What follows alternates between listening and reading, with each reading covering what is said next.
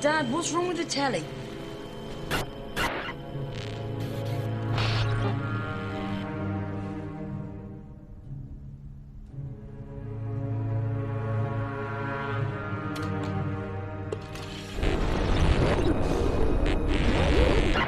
Good evening, London. Allow me first to apologize for this. The emergency channel! I do, like many of you, appreciate the comforts of the everyday routine, the security of the familiar, the tranquility of repetition. Bloody hell. I enjoy them as much as any bloke. But in the spirit of commemoration, Who's that, Mum? whereby those important events of the past, usually associated with someone's death or the end of some awful bloody struggle, are celebrated with a nice holiday, I thought we could mark this November the 5th, a day that is sadly no longer remembered, by taking some time out of our daily lives to sit down and have a little chat. There are, of course, those who do not want us to speak. Let me think, just let me I think. suspect even now, orders are being shouted into telephones, and men with guns will soon be on their way. It's Chancellor Sutler. Damn it! Why? Because while the truncheon may be used in lieu of conversation, words will always retain their power. Words offer the means to meaning, and for those who will listen, the enunciation of truth. And the truth is, there is something terribly wrong with this country, isn't there? You designed it, sir. You wanted it foolproof. You told me every television in London. Cruelty and injustice, intolerance and oppression. And where once you had the freedom to object, to think and speak as you saw fit, you now have censors and systems of surveillance coercing your conformity and soliciting Cameras. your submission. We need cameras. How did this happen? Who's to blame? Well, certainly there are those who are more responsible than others, and they will be held accountable.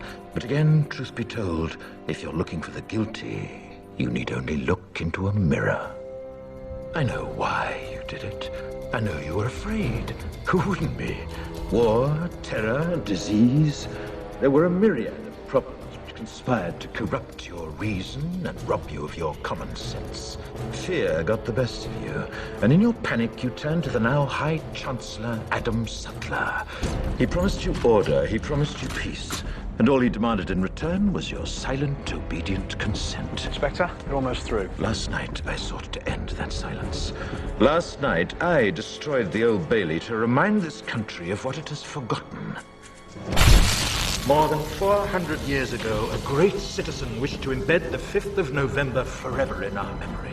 His hope was to remind the world that fairness, justice, and freedom are more than words. They are perspectives. So if you've seen nothing, if the crimes of this government remain unknown to you, then I would suggest that you allow the 5th of November to pass unmarked.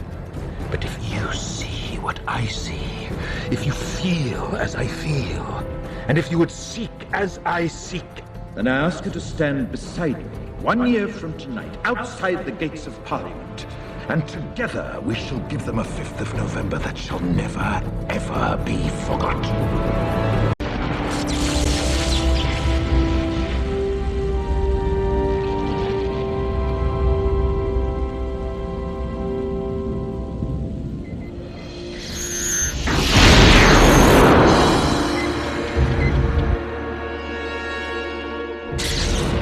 Now get up.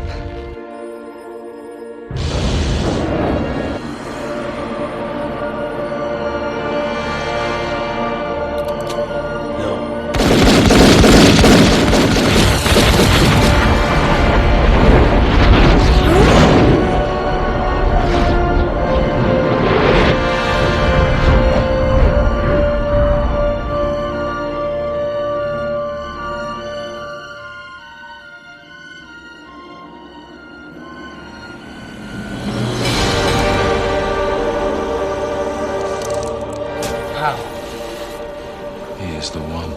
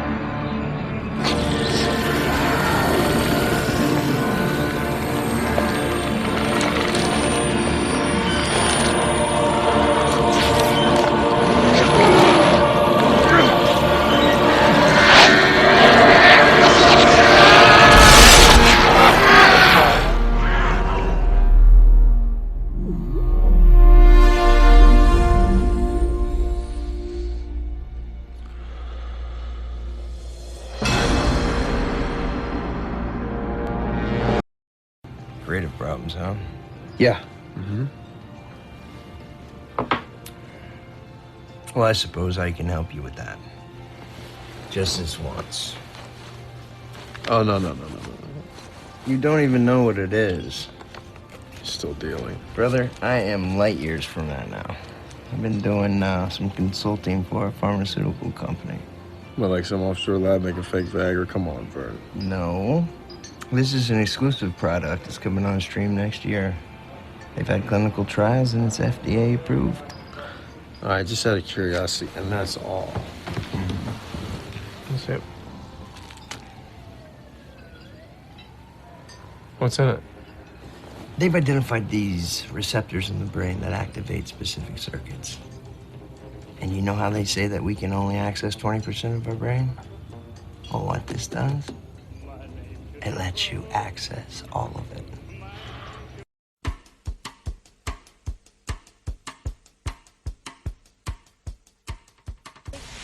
Estamos aqui com o vovô de toda esquisitice quântica, o nada famoso experimento da fenda dupla. Para entender esse exemplo, nós precisamos ver como partículas ou bolinhas de matéria agem. Se por acaso lançarmos um pequeno objeto pela fenda que pode ser uma bolinha de gude, podemos ver um modelo na parede de trás, pois as bolinhas passaram pela fenda e bateram lá. Agora, se colocarmos uma segunda fenda, nós esperamos ver uma segunda tira duplicada à direita. Agora, vamos ver as ondas. As ondas batiam na fenda e irradiavam, batendo na parede de trás, com maior intensidade diretamente na linha da tira. A linha iluminada, na parede de trás, mostra essa intensidade. É parecida com a linha que as bolinhas de gude fizeram. Mas, quando adicionamos a segunda fenda, acontece uma coisa diferente. Se o topo de uma onda encontra a parte de baixo de outra onda, elas se anulam. Agora existe um modelo de interferência na parede de trás. Os lugares onde dois topos se encontram são os de mais intensidade, as linhas de luz. E onde elas se anulam, não tem nada. Então, quando jogamos coisas, quer dizer matéria, através de duas fendas, temos isso. Duas linhas. E com ondas, nós temos um modelo de interferência com muitas linhas. Por enquanto está bom. Agora, vamos ficar quânticos. Um elétron é um pedaço bem pequenininho de matéria, como uma bolinha de gude. Vamos jogar uma corrente por uma fenda. Se comporta igual a bolinha de gude, uma linha só. Então, se lançarmos essas coisas pequenininhas pelas duas fendas, devemos ter, como com as bolinhas, duas linhas. O quê? Um modelo de interferência. Nós lançamos elétrons, pedaços bem pequenininhos de matéria. Mas temos um modelo igual ao das ondas, não como das bolinhas. Como? Como pedaços de matéria podem criar um modelo de interferência como o das ondas? Isso não faz sentido. Mas os físicos são espertos. Eles pensaram, talvez essas bolinhas estejam pulando umas nas outras e criando este modelo. Então, eles resolveram lançar os elétrons um de cada vez. Assim, não teria jeito de interferirem um no outro. Mas depois de uma hora, o mesmo modelo de interferência estava aparecendo. Não existe outra explicação. O elétron sozinho sai como uma partícula, se torna uma onda de potenciais, passa pelas duas fendas e interfere consigo mesma para bater na parede como uma partícula. Mas, matematicamente, é mais estranho ainda. Passa pelas duas fendas e por nenhuma. E passa por uma só e passa só pela outra. Todas essas possibilidades estão em superposição uma com a outra. Mas os físicos ficaram incomodados com isso. Então, decidiram espiar e ver por qual fenda o elétron realmente passa. Eles colocaram um equipamento medidor em uma fenda para saber por qual delas o elétron passou e seguiu voando. Mas o mundo quântico é muito mais misterioso do que eles podiam imaginar. Quando eles observaram, o elétron voltou a se comportar como uma bolinha de gude. Ele produziu um modelo de 2 linhas, não um modelo de interferência com várias linhas. Só o ato de medir ou observar por qual fenda o elétron passaria fez com que ele passasse por uma fenda, não pelas 2. O elétron decidiu agir diferente, já que ele sabia que estava sendo observado. E foi assim que os físicos entraram nessa terra estranha e misteriosa dos eventos quânticos. O que é a matéria? Bolas de gude ou ondas? E ondas de quê? E o que o observador tem a ver com tudo isso? O observador acabou com a função de onda simplesmente por observar.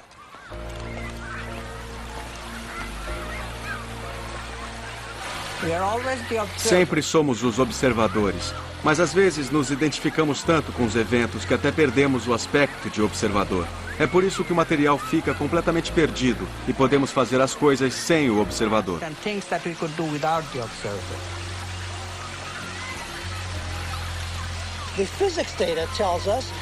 Os dados da física mostram que o objeto propriamente dito é, na verdade, uma simplificação do que chamamos de lá fora. Quando olhamos para partículas atômicas e subatômicas, ou matéria atômica e subatômica de qualquer forma, o que descobrimos é que o jeito como olhamos para isso realmente muda as propriedades do que observamos lá fora.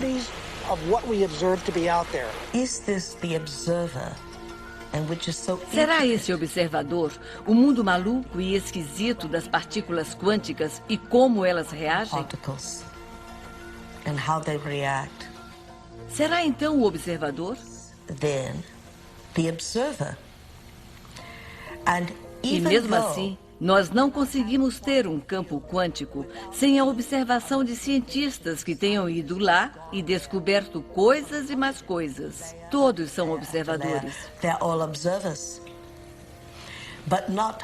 Mas nenhum deles concorda com todos os pontos do campo, porque percebe o campo matematicamente de diferentes ângulos de percepção. Não sabemos, na mecânica quântica, como nos comportar como observadores do mundo. Não sabemos como nos tratar como observadores, como uma outra parte do sistema físico que estamos descrevendo. O único jeito que sabemos como fazer mecânica quântica é com a fórmula tradicional de manter o observador fora do sistema que ele está descrevendo. Quando você o coloca lá, aparecem todos esses paradoxos. E somos forçados a dizer na mecânica quântica coisas como: o livro está fazendo isso por causa da mecânica quântica e eu vejo isso porque eu estou lá e vejo. E é melhor não tentar analisar a segunda parte da frase para aplicar a mecânica quântica nela, porque não vai dar certo. É por isso que existem 2 leis diferentes da evolução dos sistemas físicos. Uma que se aplica quando não se está olhando para ele e a outra quando se olha. Mas isso é loucura. Não vamos colocar numa fórmula matemática o ato de um observador consciente chegar a uma resposta. As pessoas dizem: a câmera grava e pronto, está filmado, foi gravado. Você esqueceu de uma parte da equação. Alguém tem que olhar a fita.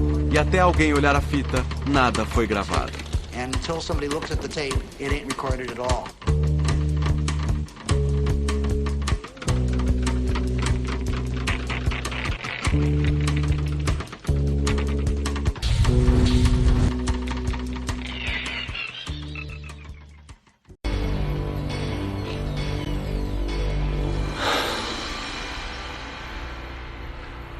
I know Kung Fu.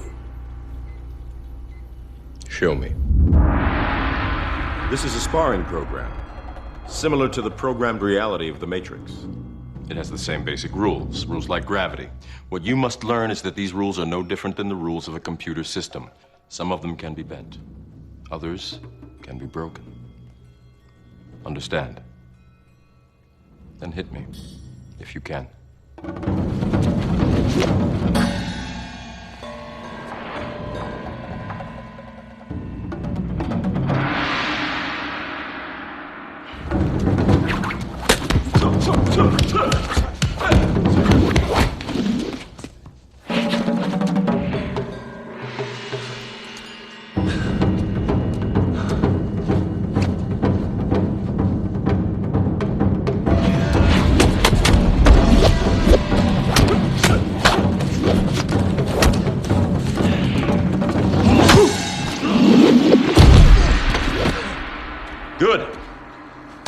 Experimentation, improvisation. But your weakness is not your technique.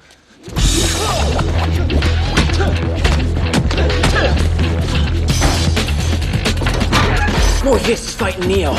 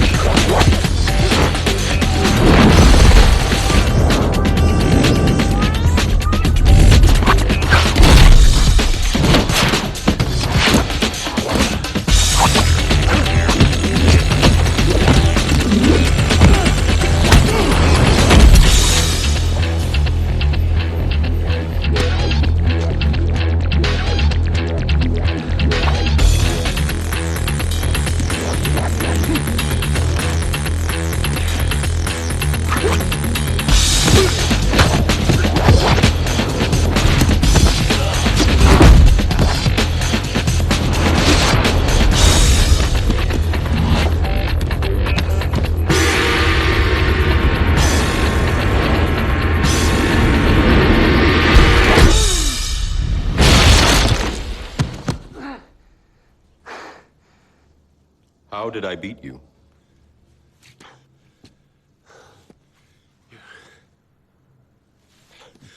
You're too fast. Do you believe that my being stronger or faster has anything to do with my muscles in this place? You think that's air you're breathing now?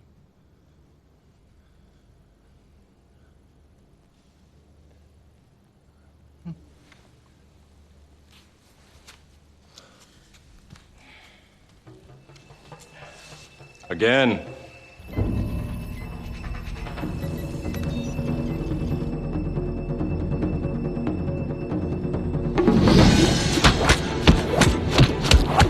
Jesus Christ, he's fast.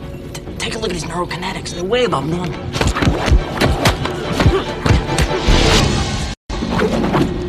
What are you waiting for? You're faster than this. Don't think you are. Know you are.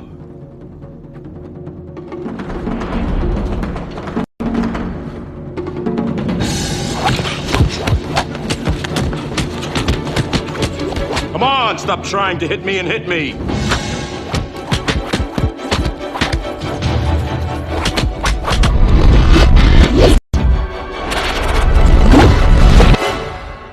I don't believe it.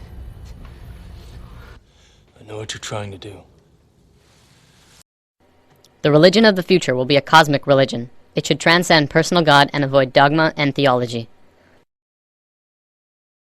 Can you feel it? A sort of anticipation growing stronger and stronger? Another way of putting it is time is speeding up. I've heard that discussion for a while now. I know most people have felt it at some point, maybe while watching the news or perhaps something in their own lives. Something big is about to happen. You can see signs of it all over the world. Revolutions rapidly spreading across the Middle East, protests occurring in America and Europe. Earthquakes are devastating the world, like in Japan, Myanmar, and Greece. The global economy is failing so hard that it looks like we're looking forward into a global recession, the likes of which makes the 30s look like a cakewalk. Not to mention that if global warming doesn't put our planet into an ice age, we're going to kill ourselves from overpopulation for sure. And using the rate of doubling, we definitely don't have the resources to survive the way we are for maybe a little over 10 years. Yet, despite all of these things, we're about to learn something amazing. It's something that will transform the Earth into something completely different, something incredible and beautiful. Many people across the globe have learned about this, and they've applied it to themselves and witnessed marvelous changes. Others have dedicated their lives to talking about it, to teaching it. I'm someone who's still exploring it, and I want more people to talk about it with. Mind, body, spirit. This is the sacred trinity that allows us life on Earth. Without even one of these three, we could not function properly. Yet, in today's world, we only really truly understand two of the three. We have scientifically mapped the mind and the body. We understand next to every aspect about each of them. Yet, what do we really know about the spirit, the soul? What is it? Where does it come from? For centuries, religions have been the primary source for answers pertaining to the soul, but they're not concrete. Many different religions have a different answer and ideas about how things work on this level. Recently, however, a discovery was made, which led to new discoveries and further discoveries. These incredible insights went largely unnoticed by the global community, and while governments and secret services of the world acknowledged them, it wasn't something that really got to the masses. Today, this information is still slowly coming out, and I'm going to share it with you.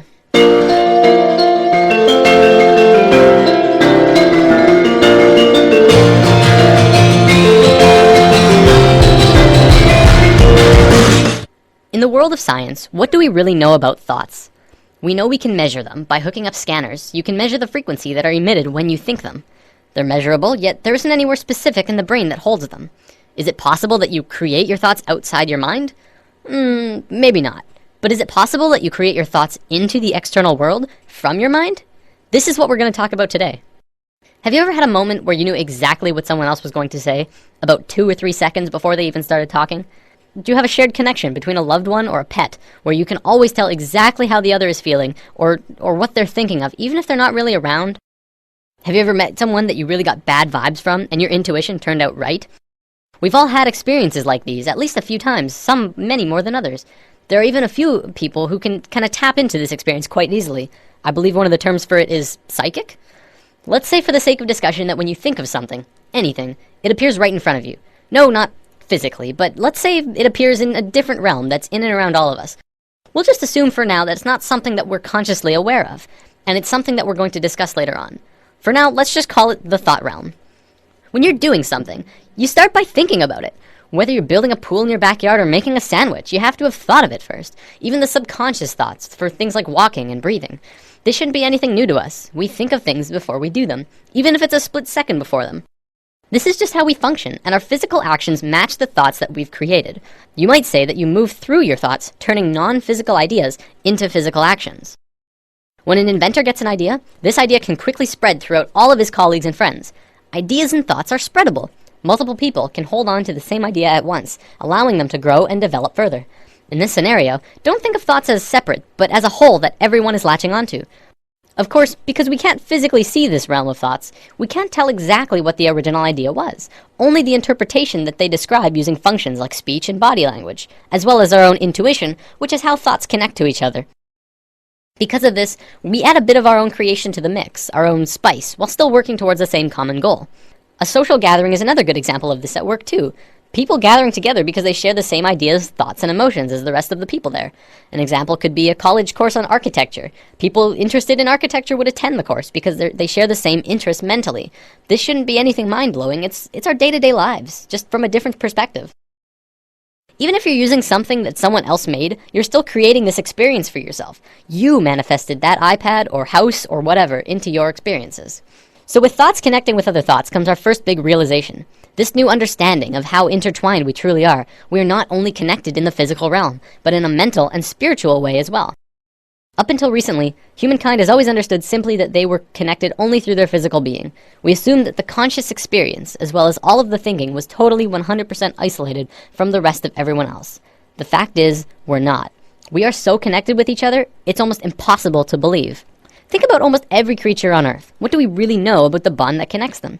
Geese are able to travel long distances, switching who flies in front like clockwork. Many fish swim in large schools, and we know that they don't have a form of verbal communication.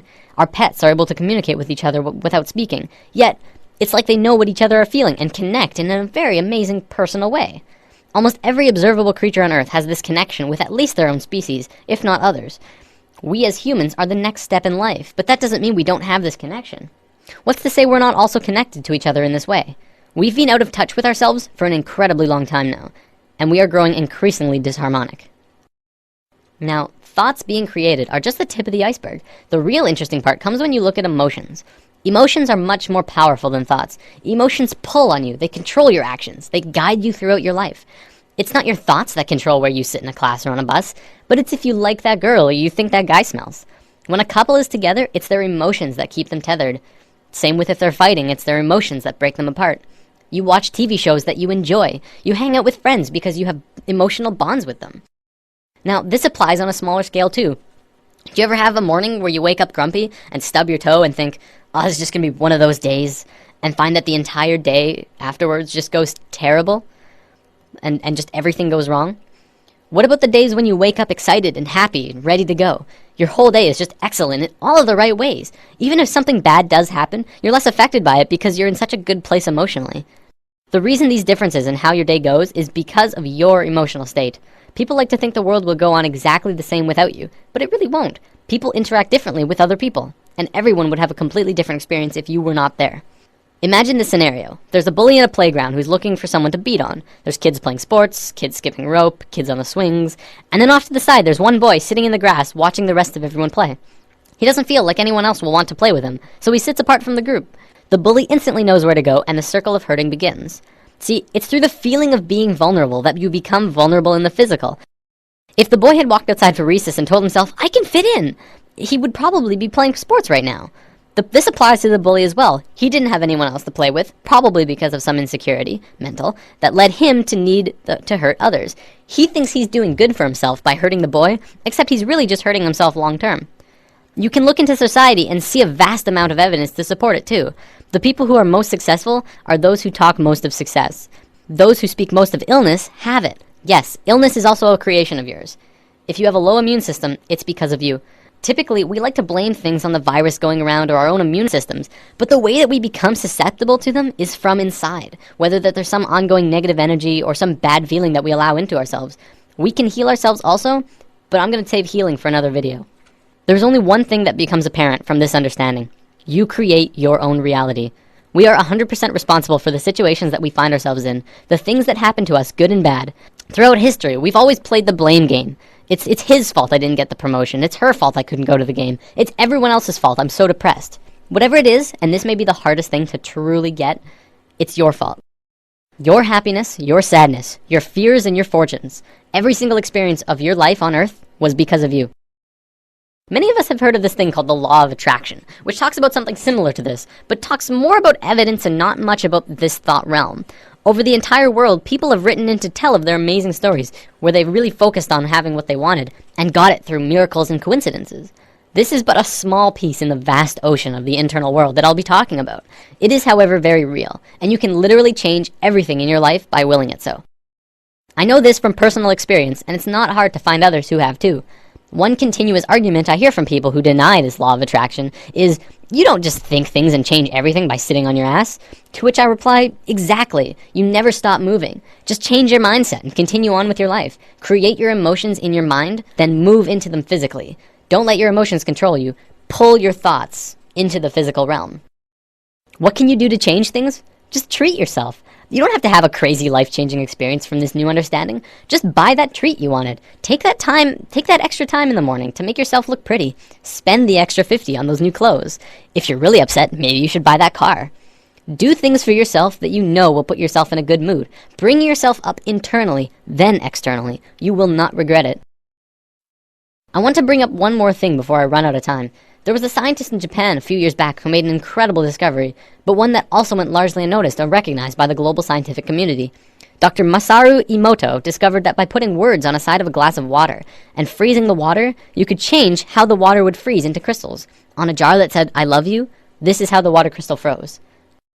On a jar that said, you make me sick, I want to kill you, it froze like this.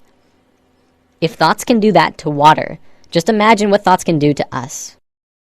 Well, looks like I'm about out of time for today. Before I go, I want to leave you with words to sit on. For anyone who is looking for direction right now. You can have, do, or be anything you want. Namaste. Thanks for listening. Nothing you can do that can't be done. Nothing you can sing that can't be sung. Nothing you can say, but you can learn how to play the game. It's easy.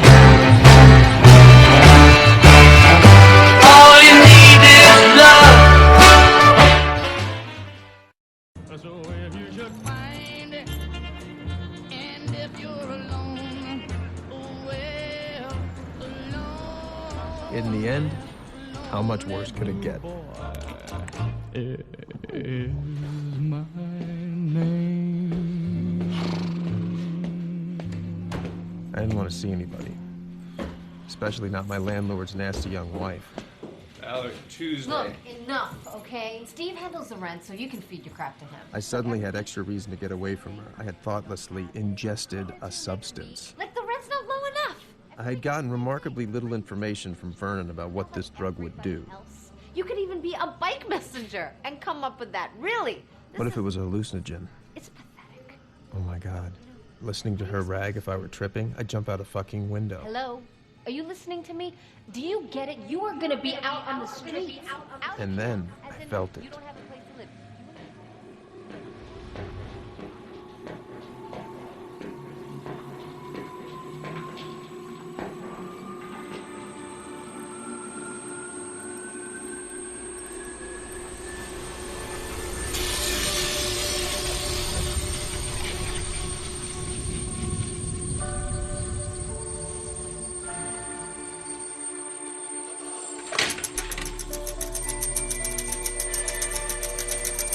I was blind, but now I see.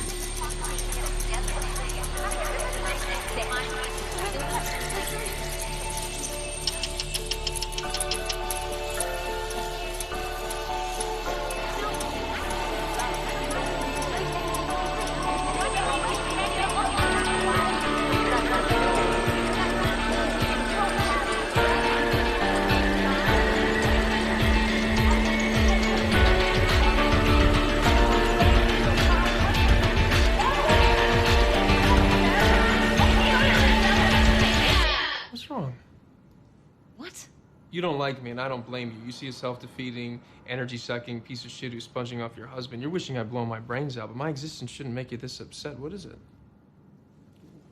That's none of your business. Something wrong in law school?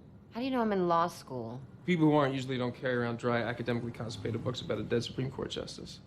You're a creep, aren't you? You've been following me. No, I just noticed the book. You just saw the corner of it. How did you know that? I'd seen it before, 12 years ago in college. Sitting on the couch of a TA I was trying to make, waiting for her to come back out of the bathroom, hoping she'd have a condom. Somehow my unconscious had served that up. A memory I'd never even recorded. Or was it there the whole time, and all I needed was the access? If you're writing a paper, that's not the book I'd use. Well, who asked you? Hastings has his oral history. I'd start there. Interesting point. Grammatically, this guy was an idiot, which sort of gives credence to the theory that one of the clerks he had fired actually wrote most of this guy's major opinions. You could Google the clerk's sons. They'd love to talk to you, exonerate their dad. That'd give you something that no one else has. Information from the Odd Museum show, a half-read article, some PBS documentary. It was all bubbling up in my frontal lobes, mixing itself together into a sparkling cocktail of useful information. She didn't have a chance. What are your suggestions?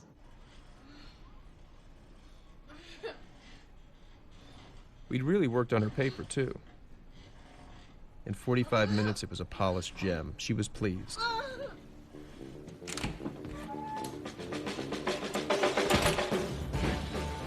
Home. But it couldn't be my home, could it? But who would live like this? My first thought, torture. But saner heads prevailed.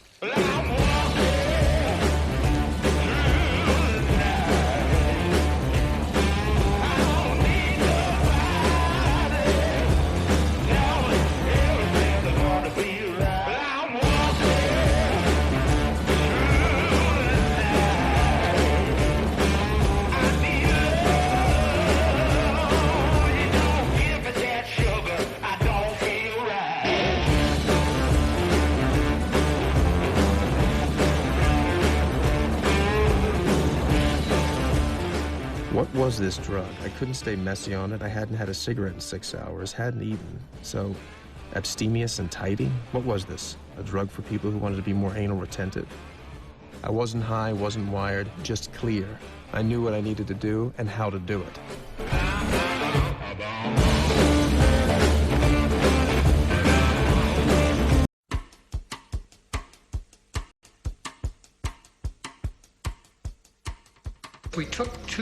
Pegamos duas caixas pretas iguais a essa. Dentro tem um circuito elétrico muito simples, alguns diodos, oscilador, EPROM, algumas resistências e capacitadores.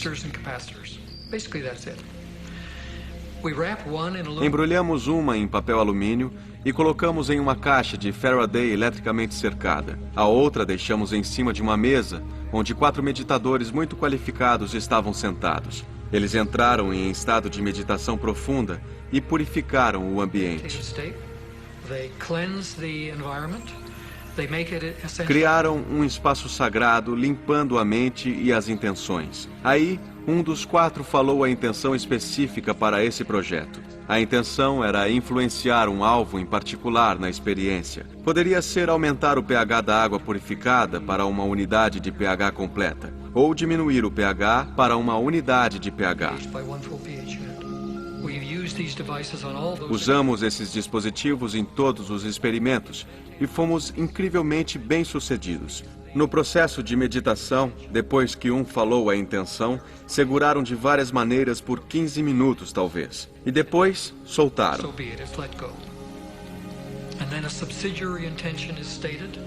Uma segunda intenção foi colocada: gravar aquela marca no dispositivo. Pegamos um dos dispositivos que estava embrulhado em alumínio, colocamos numa caixa de Sedex, mandamos para um laboratório em Minnesota, a 32.200 quilômetros. Lá ele foi para sua caixa de Faraday cercada eletricamente. No dia seguinte fizemos o mesmo com o controle. O experimento estava acontecendo. Alguém tira o dispositivo, coloca do lado do experimento a uns 15 centímetros de distância e liga por um tempo. É isso.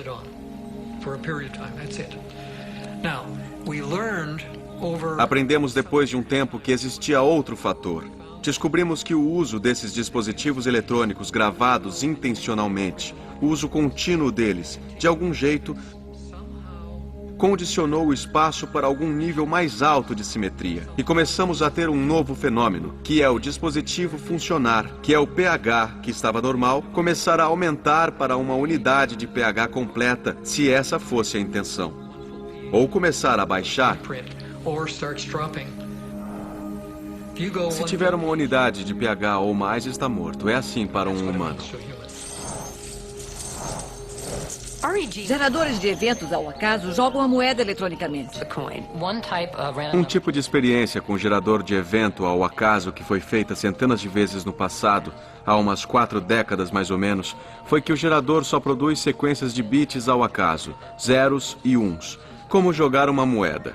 E se pedisse para alguém apertar um botão, produziria 200 bits. E você diria, tente fazê-la produzir mais bits 1 do que bits 0.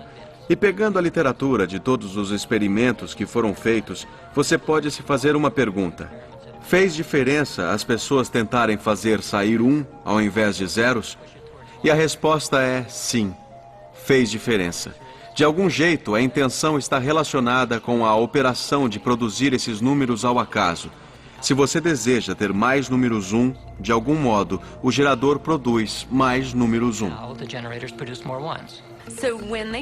Em física quântica, ser arbitrário e processo ao acaso é o efeito extraordinário do pensamento humano, da intenção humana.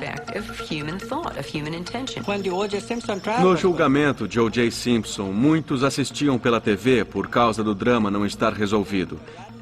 Radin intui que deveria ter muita intenção acontecendo quando o drama no tribunal estava forte. Tinha vários psicólogos acompanhando ao mesmo tempo, e Radin estudava o comportamento do gerador de números ao acaso. Radin descobriu que quando as intenções eram mais fortes no tribunal, havia uma mudança nesses geradores de números ao acaso. O acaso ficava muito forte. Isso nos leva a pensar, as pessoas afetam a realidade que vem? Pode apostar que sim. Nós afetamos a realidade que vemos, mesmo que tentemos nos esconder e nos façamos de vítima. Todo mundo afeta. We all are doing it. Me diz onde você está. Ah, tá bom. Mas corre, tá certo? Porque as modelos estão me dando dor de cabeça. 10 minutos.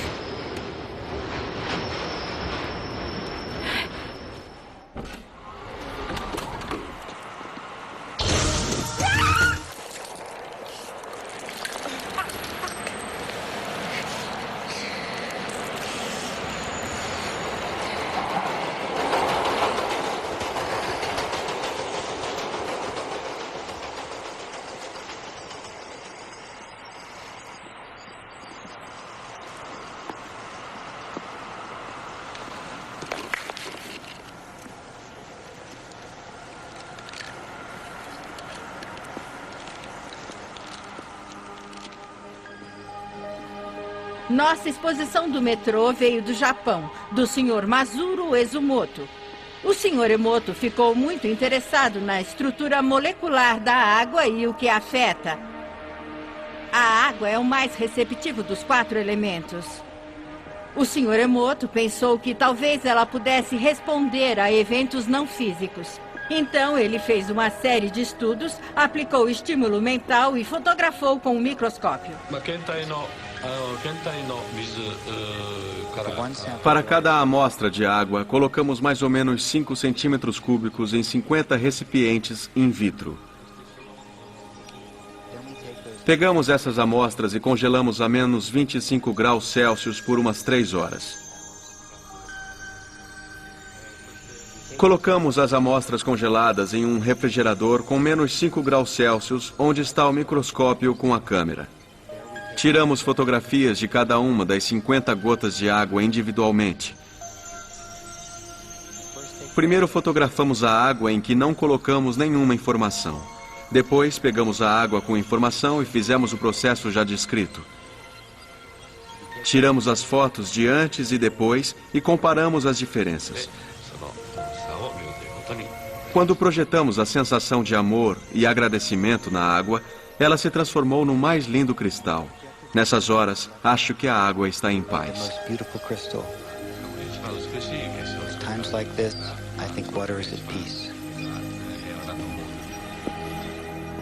Esta é a foto da água da represa de Fujiwara. E esta foto é da mesma água, depois de receber uma bênção de um monge do Zen budismo.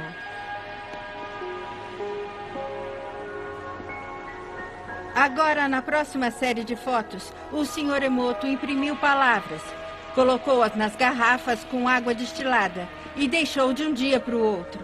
Esta foto é da água destilada pura. Essa é sua essência.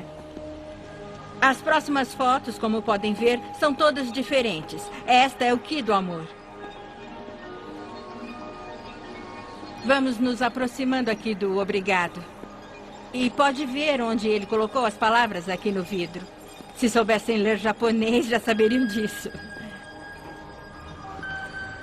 Agora o Sr. Emoto diz que o pensamento ou a intenção é a força que guiou tudo isso. A ciência de como isso realmente afeta as moléculas é desconhecida. Você me dá nojo. Vou te matar. Menos as moléculas da água, é claro. É fascinante pensar que 90% do nosso corpo é feito de água.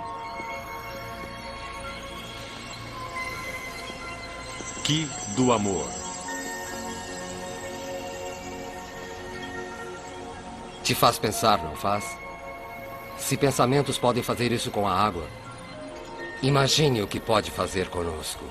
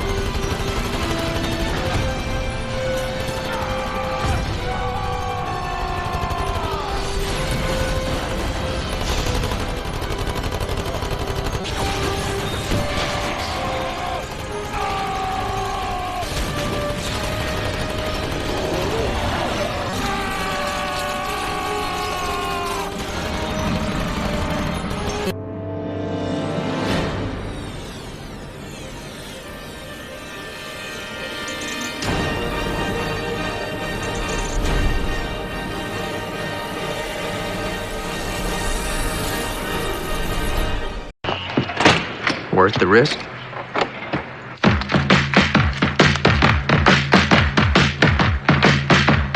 What would you do?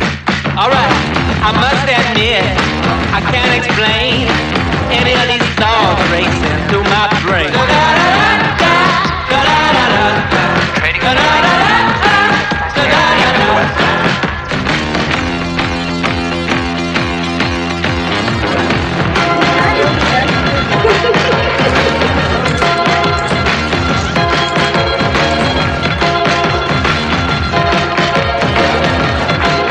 Vern's cash, combined with an unprecedented surge of motivation, enabled me to finish the book in 4 days.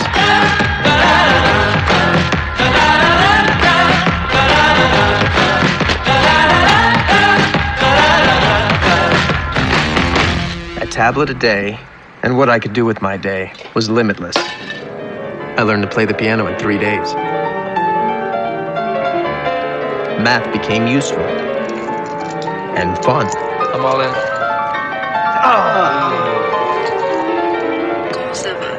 Even half listening to any language, I became fluent. Donc vous me dites que tout auteur qui mérite statut adjectif comme orwellien, dickensien, so that Shakespeare's catchiness belies mediocrity. There's no arguing with you. This was great.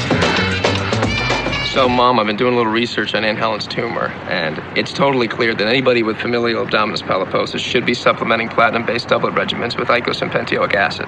I suddenly knew everything. About everything. Sure, you get a short-term spike, but wouldn't that rapid expansion devalue the stock completely in 2 years? No, because there are safeguards. Against aggressive overexpansion? There aren't, because there are no safeguards in human nature. And we're wired to overreach.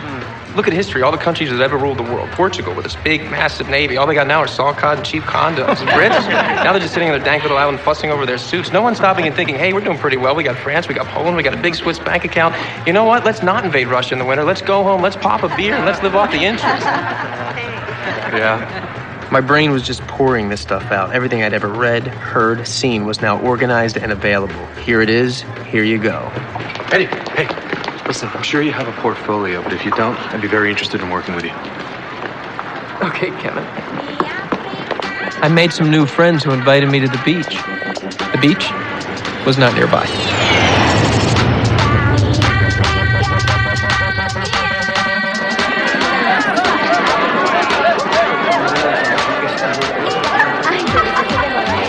All my fear, all my shyness, gone. They've done 4 basic trials. Phase 3. But mere lounging wasn't enough.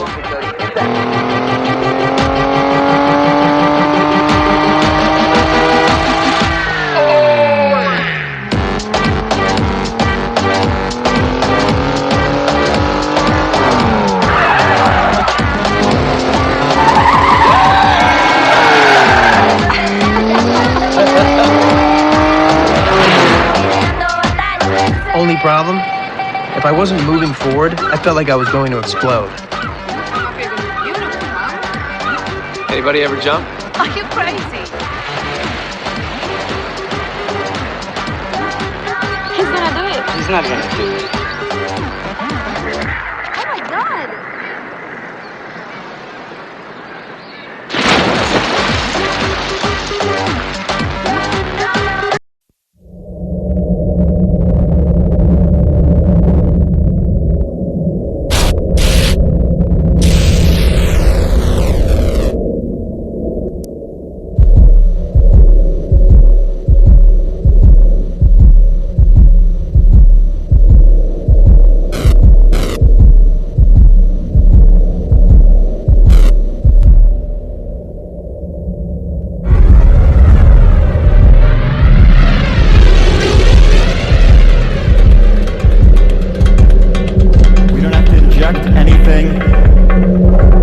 We don't need radiation.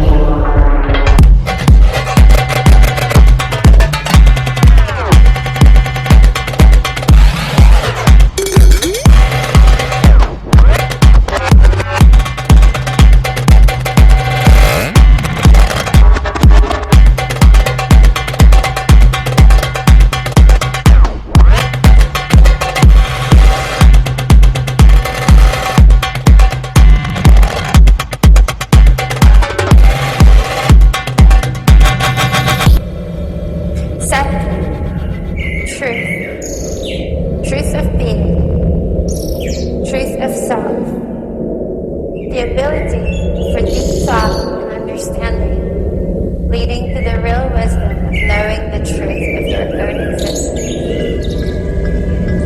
Because the ultimate purpose of life is the absolute joy of living, harmony, and being your heart. The source energy itself, love.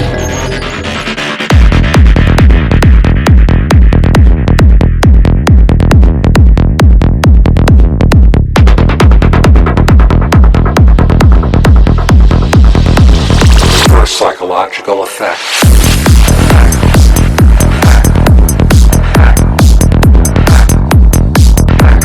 Some of the more accomplished adepts or practitioners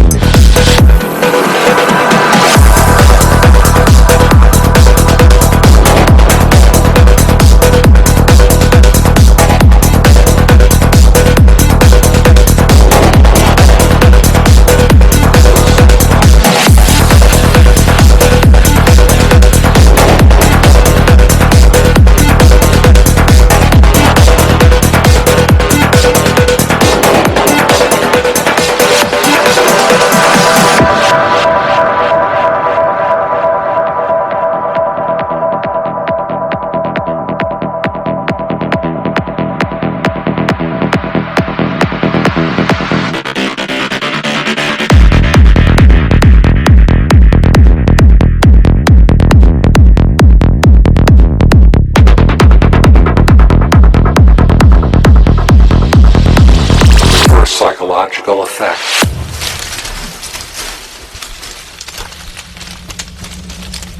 I actually really enjoy the open vastness of desert festivals. Actually, you've chosen a beautiful location. I think the most beautiful spot I've ever played in Israel. Well, the Satya Festival, my first festival of the summer, and a very welcome burst of sunshine. The energy in the dance floor has been fantastic. Great communication between the artist and the crowd and the dance floor. And it's an exchange of energy. You just keep feeding that energy backwards and forwards, taking people to higher and higher levels. מה שהכנו, הקהל הבין ואהב מאוד ומחזיר לנו את האהבה הזאת, זה לופ אינסופי. Yeah, perfect show. Like, have the great vibe. People enjoying the music. People enjoy each other on the dance floor. From the first kick drum that comes on the dance floor, the place is alive. The energy here is, you know, one of the best in the world. It's kind of it's like a mosh pit out there. If I was to stage dive in the crowd, they'd catch me because these people, it's just full energy.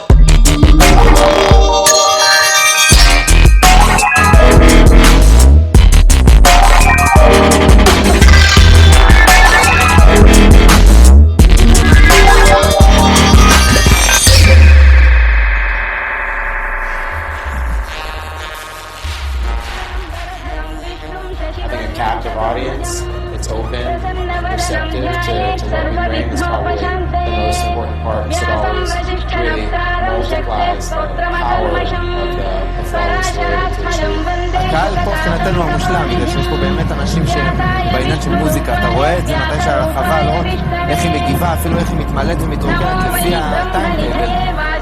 קהל שאוהב מוזיקה, קהל אמיתי של מוזיקה.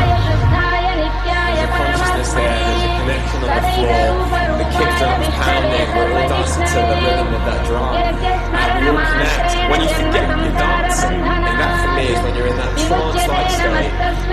Sometimes you get that sense that everyone's kind of head is shifting to the same space, and you've got them in a sort of zone where you can bring stuff up. Favorite thing about it is just seeing the look on people's faces when they completely lose themselves and they're stuck together.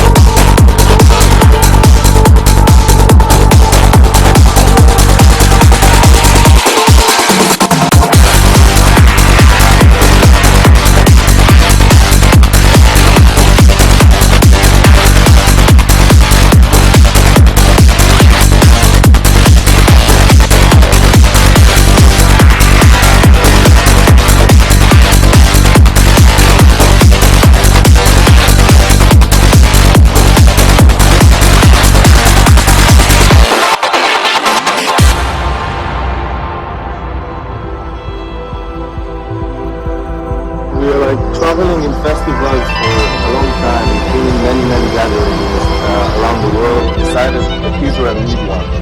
And together we created something that hadn't been here before. So a lot of new inspiration, new art, and new music was something that we really wanted to bring to Israel. There is no place like the desert for true psychedelic experience. No energies around that will distract you from your own center. It's only you and nature. I think it's the only place in Israel that could take a festival such as Sacra. That created a whole journey for like a psychedelic experience. We had 3 stages in Sacra. The main stage, the Groove Secret Chamber, chill out. The healing area, kids area, the art gallery. Everybody will have something interesting to do and something somewhere beautiful to explore in every given moment. Creating the parallel dimension that you can actually go, and it's a different reality. When you go in the streets, in the city, no one says hi, but in that festival things are different. The same people that you would say hi to in the streets would say hi in the festival. It's just a much open society. You see a whole different world, a whole different dimension, you know, we just go, we explore all through the festival. Discover new stuff about yourself, about the nature, about the people around you, about the past, about the future. You know, when you come back after that to your regular place, you're not the same. You know, you saw something, you learned something, and you take this with you. Experience of the festival was amazing for us to create. It's the first time we're doing a festival, and we hope we're going to do it for many years. The outcome is amazing. You can look around you. See you next year in Sacra Festival 2014. We are waiting for you with open arms. Look forward to many more happy experiences here in beautiful Israel. Sacra Israel, מקווים מאוד את זה ב-2014.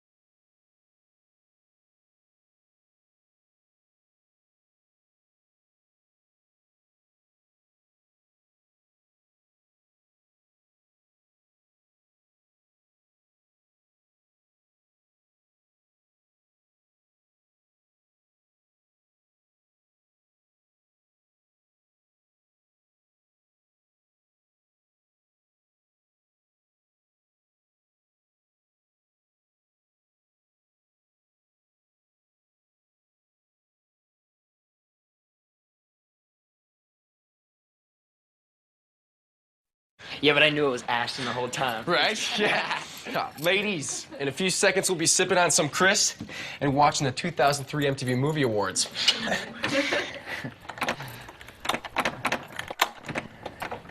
Quit playing around, Sean. I'm not, dude. My key won't fit. You must be the ones. Oh, cool. It's the super. Actually, I'm the key maker. Don't worry.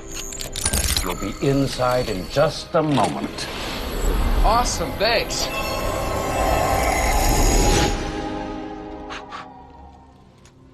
What's happening, hot stuffs?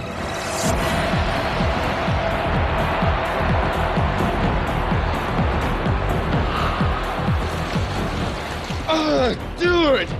Where the hell are we? You're in Zion, baby! What is this place?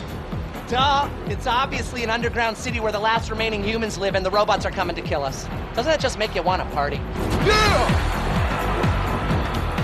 Dude, let's get out of here. I don't know, man. These girls are pretty hot. Check it out. You can totally see their nipples. Oh my God, there's Morpheus! Oh, I love you, Morpheus! Zion! Hear me! He's having a huge orgy at his place later tonight. At least that's what many of us have heard. It is true. What many of you have heard. Morpheus! What can we expect at this orgy? Machines! Man, I'm out. Sounds kind of kinky. Ow, ow, ow. Oh, look, I'll see you guys there. And bring plenty of lube.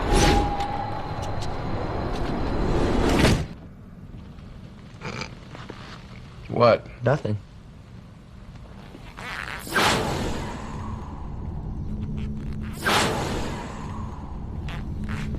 Great. An infinite hallway of doors. One of these has to lead back to your apartment. You know what? You try that one. I need to use this one.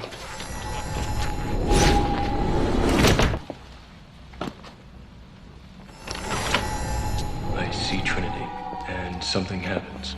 Something bad. She starts to fall. And then I wake up. Now that's fucked up. I'm so sorry to interrupt you guys, but I'm really lost. Wait a minute. You're that boy from NSYNC. What happened to your Jerry curl, man? That was a good look. Yeah, that was hot. You know them boys, right? I've never heard of them. You never heard of NSYNC? No. Those boys can dance. Come on, man, show them your moves. Do I have to?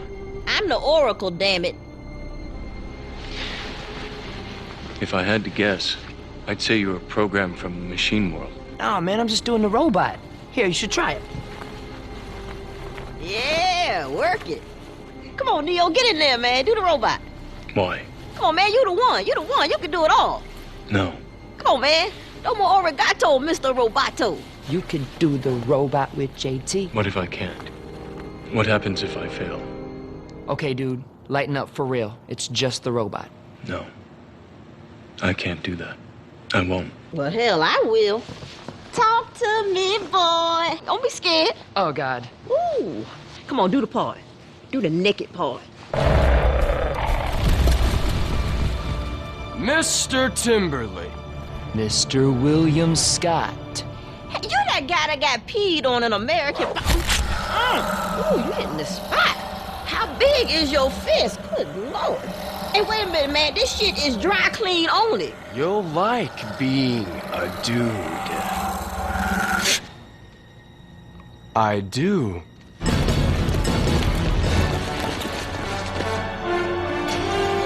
That is a shitload of stiflers.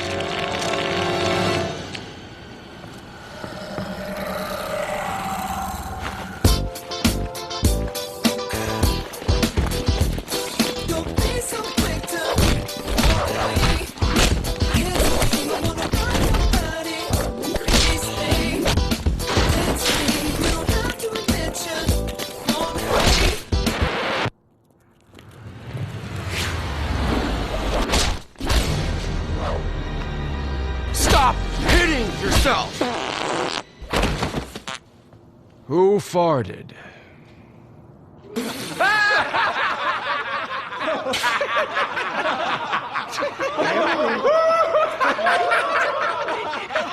Sean's focus. Let's get Mr. Timberlake.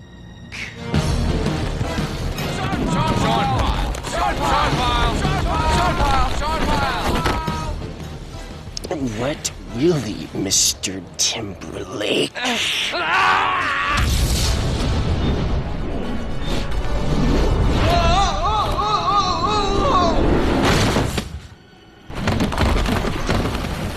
Ow!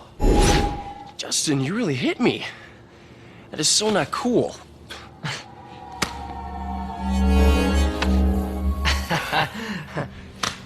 Oh.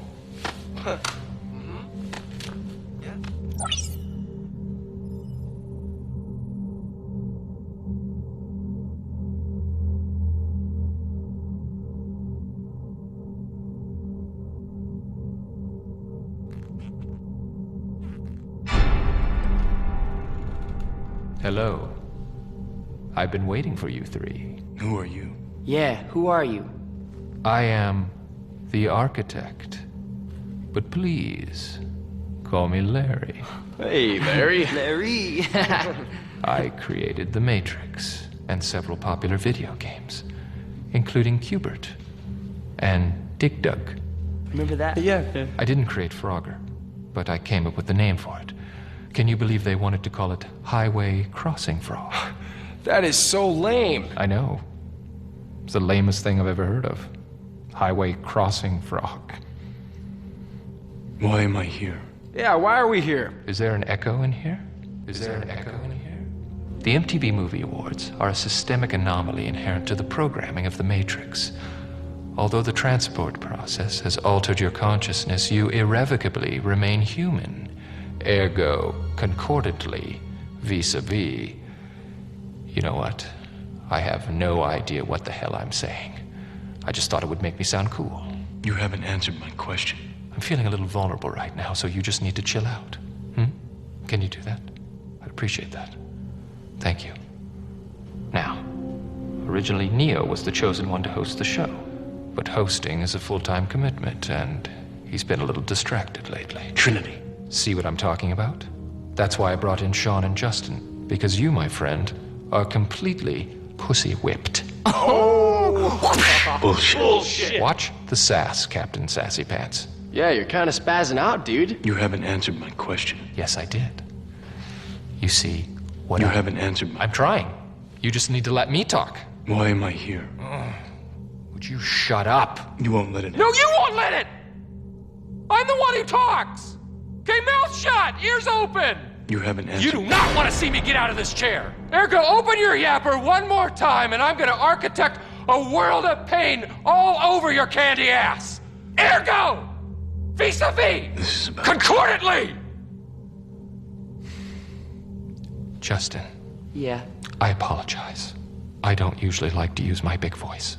That's all right, dog. Just tell us how we get to the movie awards. There are two doors. The door on your left leads Sissy Boy here back to his bitch. Uh-huh. What up, G? You can't handle it. The door on your right leads you to the 2003 MTV Movie Awards. And the mini door is for Muffin to go out and piddle. What? No, Hey. No. You are bizarre.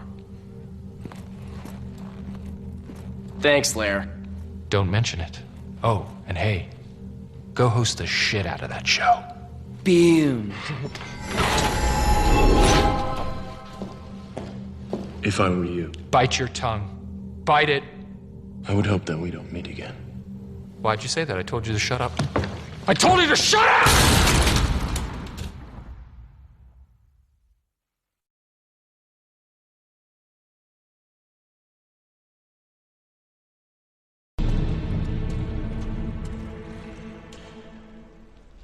Now that's done with, it's time to have a look at your face.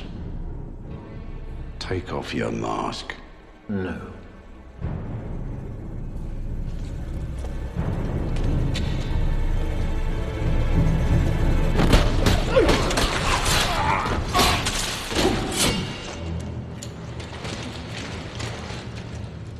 Defiant to the end, huh?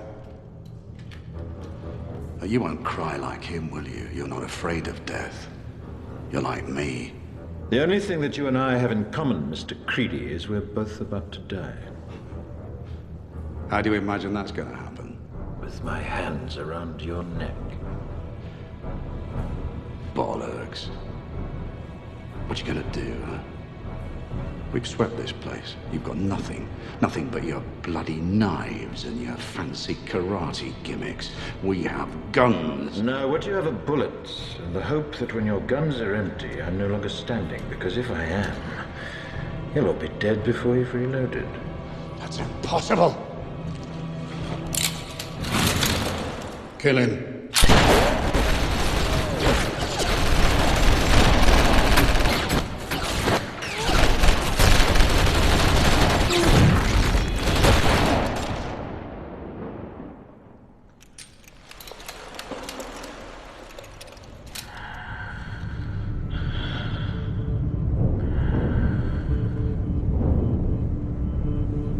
My turn.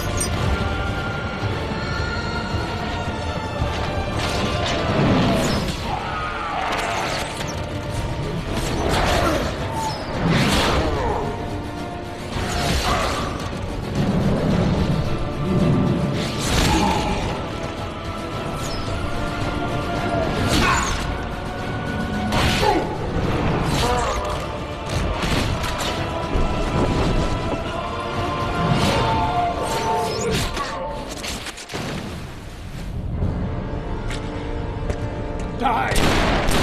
Die! Why won't you die? Why won't you die? Beneath this mask, there is more than flesh. Beneath this mask, there is an idea, Mr. Creedy. And ideas are bulletproof.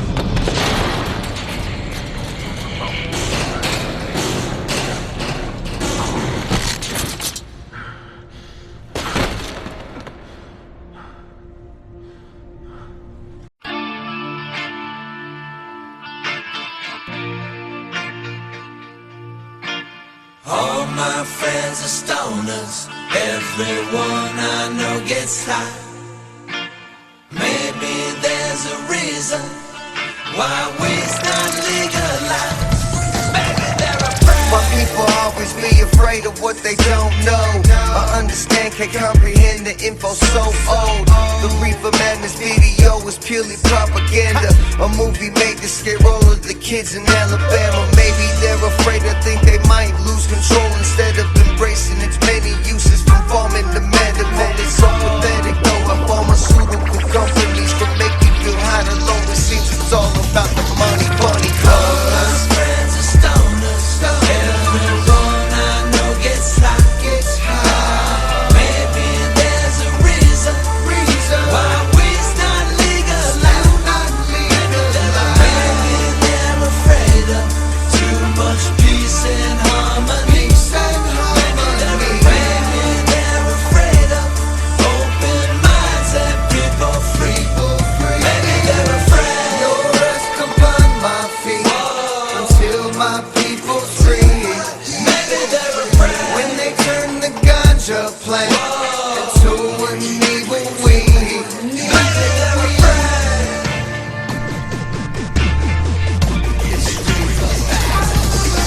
Check this.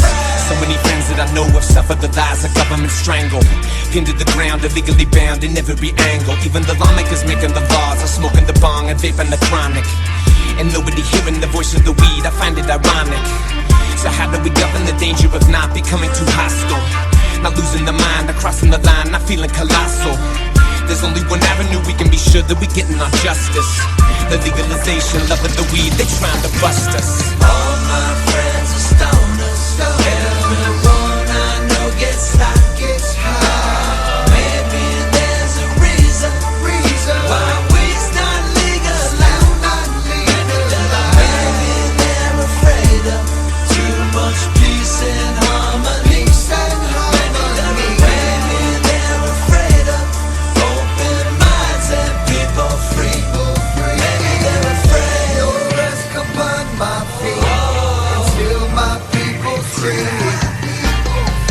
When they turn the ganja plant into an evil weed.